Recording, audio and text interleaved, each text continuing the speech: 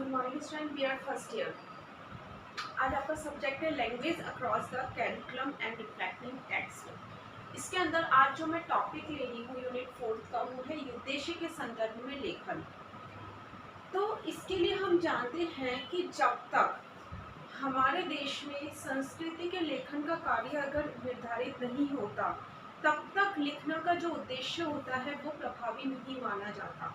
मतलब कहने का मतलब ये है कि हम जो भी लिखते हैं, नो डाउट हमें सब कुछ लिखना आता है, लेकिन बात आती है हमारे सामाजिकता की और हमारे संस्कृति की। तो जो समाज और संस्कृति की बात जब आती है तो बच्चों को वो लिखना आना चाहिए हमारे संस्कृति के प्रति, क्योंकि हमारा जो बेसिकली उद्देश्य है, या ये मान ले कि लिखने का जो उद्देश्य होता है वो ये होता है, सांस्कृतिक लेखन का प्रमुख उद्देश्य है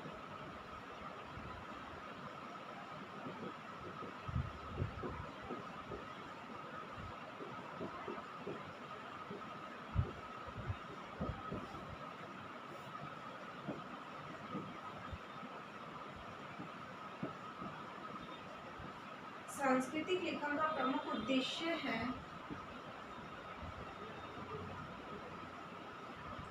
अपनी संस्कृति के बारे में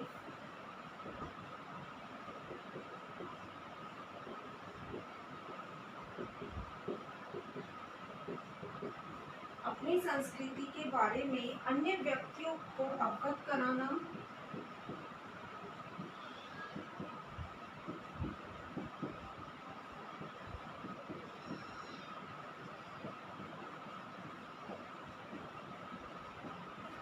अन्य व्यक्तियों को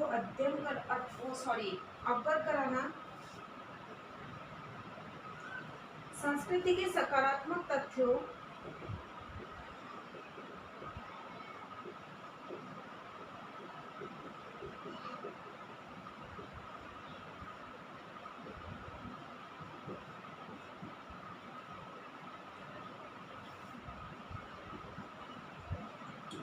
को बढ़ाना और उसके नकारात्मक तथ्यों का उन्मूलन करना,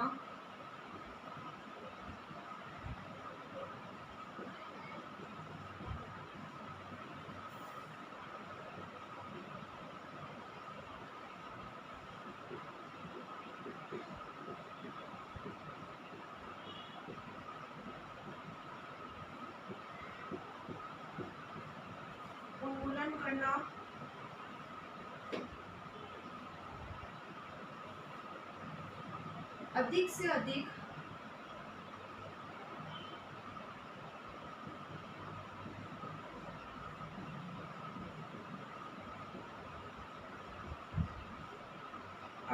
अधिक लोगों को संस्कृति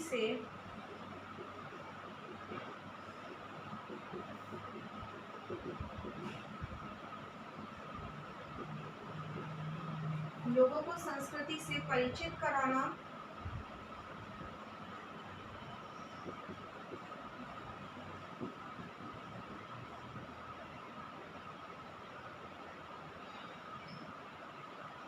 और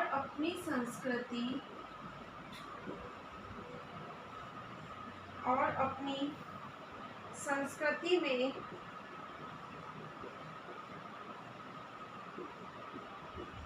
सुधार हेतु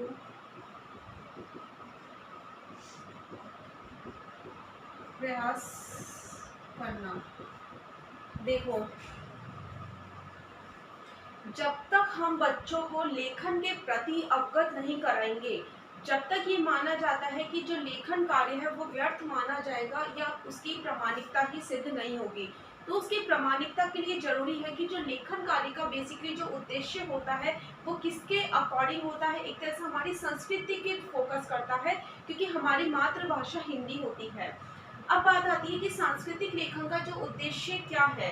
तो जैसा कि मैंने आपको बताया, जो लेखन क्रिया है वो एक सांस्कृतिक का उद्देश्य है। सांस्कृतिक के आधार पर ही लेखन कार्य किया जाता है और वही प्रामाणिकता मानी जाती है, प्रमाणित माना जाता है। तो सांस्कृतिक लेखन का प्रमुख उद्देश्य है कि अपनी संस्कृति के बारे में कक्षा के अंदर बच्चों को अन्य व्यक्तियों बच्चों सभी को अवगत कराना, संस्कृति के सकारात्मक और नकारात्मक प्रभाव के किस प्रकार से उसके बारे में बताना और एक तरह से उनको उसके नकारात्मक तथ्यों का उन्मूलन करना, अधिक से अधिक लोगों को संस्कृति से परिचित कराना और अपनी संस्कृति में सुधार हेतु प्रयास करना, ये बेसिकली संस्कृति का उद्देश्य होता है। और उस संस्कृति के रीतियों को लिखने का कार्य ही लेखन कार्य कहलाता है, जो सबसे ज्यादा महत्वपूर्ण माना जाता है एक विभाग अगर हम देखें तो उद्देश्य को निर्धारित करते हुए। तो जैसे होता है बाल विवाह है, दहेज प्रथा है, तो इतनी सारी जो कुरीतियां हमारे समाज में चली आ रही है, तो इसके उन्मूलन के लिए हम क्या क्या सुधार कर सकते हैं, इसके लिए क्या करता है, जो अच्छे अच्छे लेखक होते हैं इसको लिखते हैं। तो जो लिखना होता है, जो लेखन कार्य होता है, वो हमारी संस्कृति को सबसे ज्यादा क्या करता है, अट्रैक्टिव करता है, प्रभावित करता है।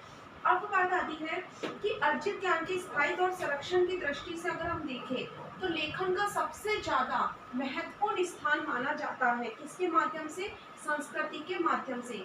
अगर हम लेखन कार्य को संस्कृति के माध्यम से देखें तो ये सबसे महत्वपूर्ण कार्य माना जाता है, क्योंकि ये देखा जाता है कि जीवन की प्रगतिशील या जीवन की गतिशीलता को बनाए रखने के लिए हमें लिखना आना सबसे ज़्यादा इम्पॉर्टेंट होता है। और ये तभी संभव है जब बच्चे अपनी लिखित अभिव्यक्ति को सुधारें। लिखित अभिव्यक्ति तब सुधरेगी जब हमें हमारी मातृभाषा के साथ साथ उसके बारे में लिखना भी आएगा, एक तरह से हमारी संस्कृति को लिखना भी आएगा। तो बालक की शैक्षिक प्रगति का मूल्यांकन भी बालक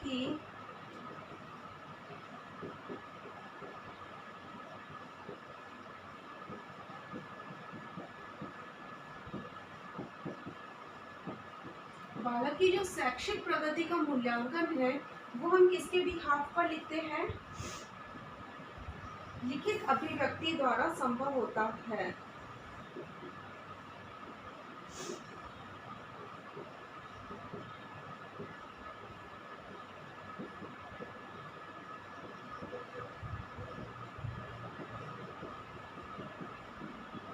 इससे उनमें क्या क्या चीजें वो सीखते हैं, इसके द्वारा बालक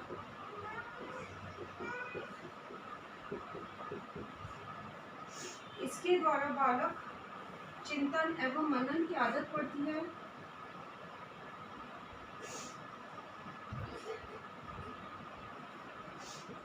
बालक को भाषा का ज्ञान मिलता है,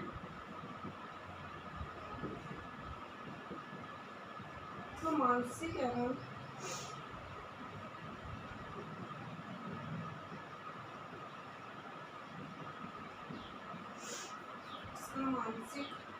बौद्धिक विकास होता है।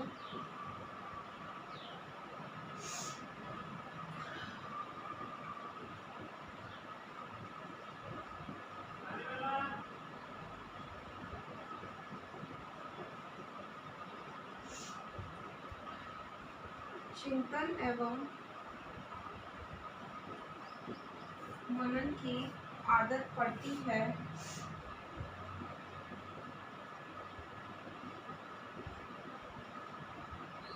चिंतन शुद्ध वर्तनी का ज्ञान मिलता है।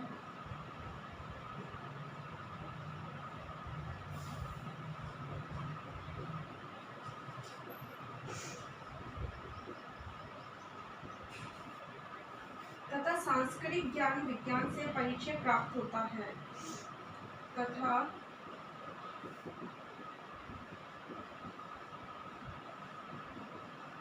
सांस्कृतिक ज्ञान विज्ञान से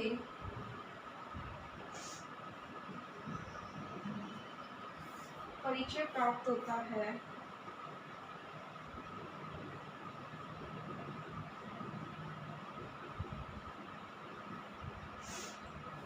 उनमें क्रियाशीलता का विकास होता है।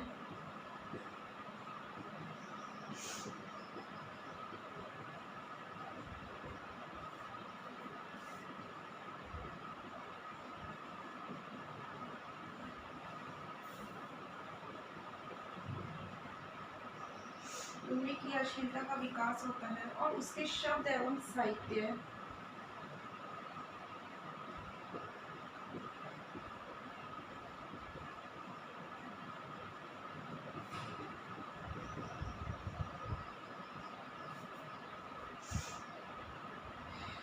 भंडार में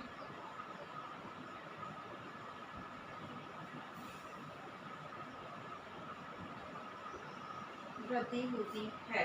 देखो, बालक की शैक्षिक प्रगति का मूल्यांकन हम लिखित अभिव्यक्ति के माध्यम से लगाते हैं, क्योंकि लिखित अभिव्यक्ति के द्वारा बालकों के भाषा का ज्ञान मिलता है, उसका मानसिक एवं बौद्धिक विकास होता है, चिंतन और मनन शक्ति की आदत उसके अंदर पड़ती है, शुद्ध वर्तनी का ज्ञान मिलता है तथा सांस्कृतिक ज्ञान विज्ञान से परिचय प्राप्त होता है, उसमें क्रियाशीलता का विकास होता है और दूसरे शब्द और साहित्य भंडार में वृद्धि होती है। क्योंकि हम देखते हैं कि जब बच्चा ग्रुप में समूह के रूप में एक दूसरे के पत्र लिखता है, पढ़ता है, देखता है, तो उनमें इन सभी चीज़ों का विकास होता है। क्योंकि हम एक समूह के अंदर जब हम बच्चों को एक अच्छा मार्गदर्शन मिलेगा तो बच्चे इन सभी चीज़ों को क्या कर पाएंगे, विकसित कर पाएंगे, और वो तभी संभव है लिखना। क्योंकि लिखना ही एक ऐसी कला माना जाता है जो बच्चों के मार्गदर्शन को प्रेरित करती है। तो ये आपका क्या था, उद्देश्य के संदर्भ में लेखन था। अब इसके दृष्टिकोण को ध्यान में रखते हुए हमारा उद्देश्य क्या क्या है वो मैं आपको कल के वीडियो में बताऊंगी।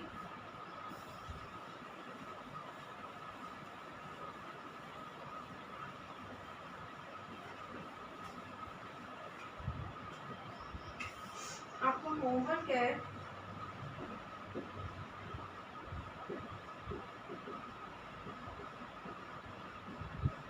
उद्देश्य के संदर्भ में लेखन की